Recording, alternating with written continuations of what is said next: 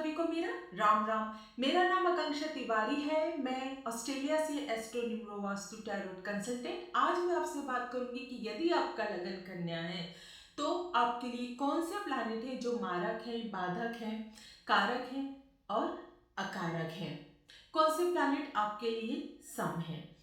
देखिए ये जो है ये पता होना आप लोगों के लिए बहुत ही इम्पोर्टेंट है। यदि आपको ये पता चल जाता है तो आप घर बैठे ही पता कर सकते हैं कि आपकी प्रेजेंट की महादशा, अंतर्दशा, प्रत्यंतर दशा या अपकमिंग महादशा, प्रत्यंतर दशा या अंतर्दशा जो है वो कैसी होगी और आप उनसे किस टाइप के रिजल्ट आपको मिल सकते हैं। ये लघु पाराशरी के बहुत ही ज़्यादा इम्पोर्टेंट और बेसिक रूल्स हैं। इसी के ऊपर जो है पूरा ज्योतिष जो है वो आधारित है। तो चलिए हम लोग देखते हैं कन्या लगन में प्लैनेट्स किस तरीके से जो है अपना रिजल्ट देते हैं।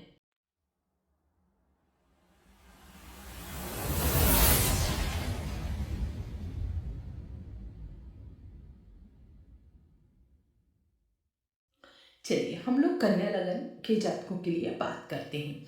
देखिए कन्या लगन में मरकरी जो होते हैं वो आपके लग्नेश है और 10th हाउस के मालिक है। लग्नेश हमेशा पवित्र होता है, इसलिए मरकरी जो है वो आपको लोगों के लिए बेनिफिक प्लैनेट है और लग्नेश को कभी केंद्राधिपति दोष नहीं लगता है, इसलिए उस बारे में ना सोचें। मरकरी आप लोगों के लिए बेनिफिक प्लैनेट है, ठीक है।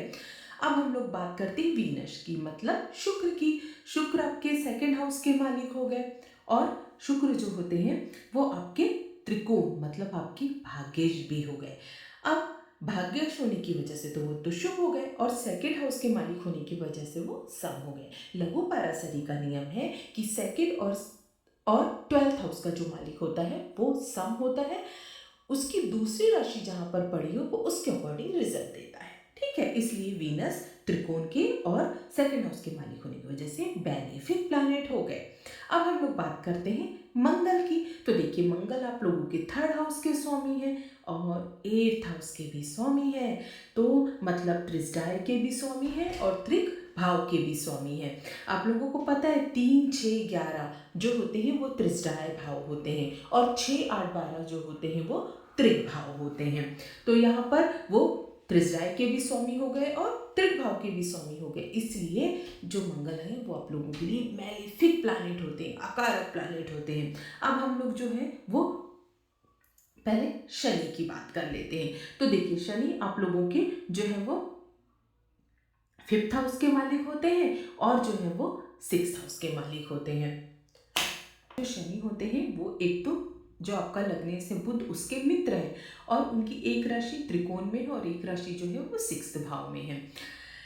यदि आप ये सोचेंगे कि यहाँ पर शनि की जो मूल त्रिकोण राशि तो 6th हाउस में है, ठीक है, लेकिन यहाँ पर एक बात याद रखिए, मैं आपको ये शेयर करना चाहूँगी।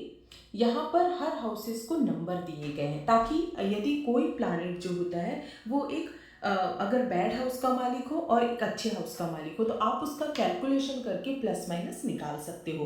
तो इसके अकॉर्डिंग अगर हम देखें तो जो 5th हाउस का मालिक होता है उसको +2 पॉइंट मिलते हैं और जो 6th हाउस का मालिक होता है उसको -2 मिलते हैं। तो +2 और -2 क्या हो गया, सम हो गया, है ना। तो शनि क्या हो गया, सम हो गया, लेकिन वो बुध के क्या हो गए, मित्र हो गए।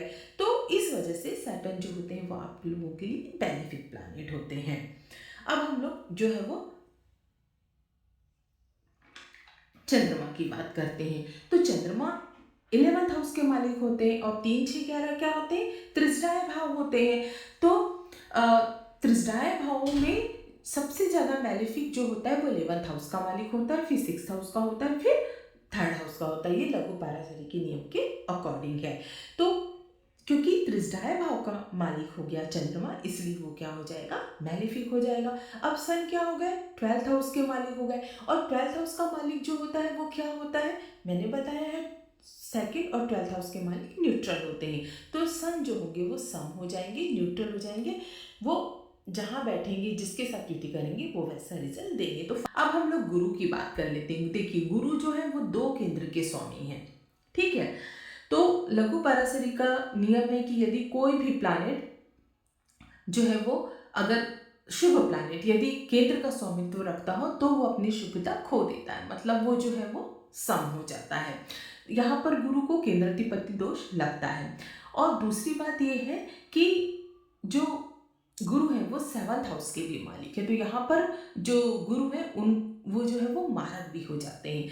तो इस वजह से गुरु को जो है हम वो मैलेफिक प्लैनेट लेकर ही चलेंगे। तो यहाँ आपको एक बात और बता दूं कि जो द्विस्वभाव राशियाँ होती हैं 3, 6, 9, 12, उसमें जो 7th हाउस का मालिक होता है वो बाधकेश भी होता है नियम के अकॉर्डिंग। तो यहाँ पर जुपिटर को हम मार्केस भी कहेंगे, बाधकेश भी कहेंगे और केंद्राधिपति दोष लग रहा है ये भी कहेंगे। इस वजह से जो गुरु है वो आप लोगों के लिए मैलेफिक हो जाएंगे। मेरे साथ जुड़े रहने के लिए, ये वीडियो देखने के लिए आपको प्रेम पूर्वक धन्यवाद। जय श्री राम।